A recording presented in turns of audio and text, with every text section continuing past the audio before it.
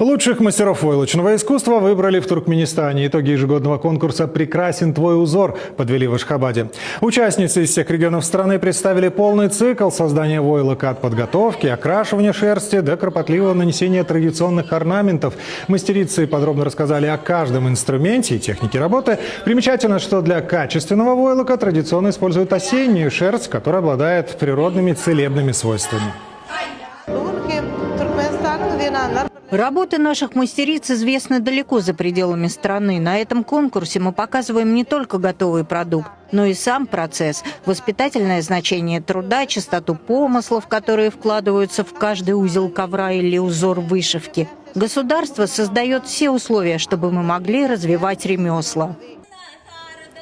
Еще один этап творческого конкурса был посвящен фольклору. Участницы поделились легендами, связанными с войлочным искусством, значением орнаментов и народными поверьями. Среди участниц педагоги, музейные работники, художники, оформители и музыканты.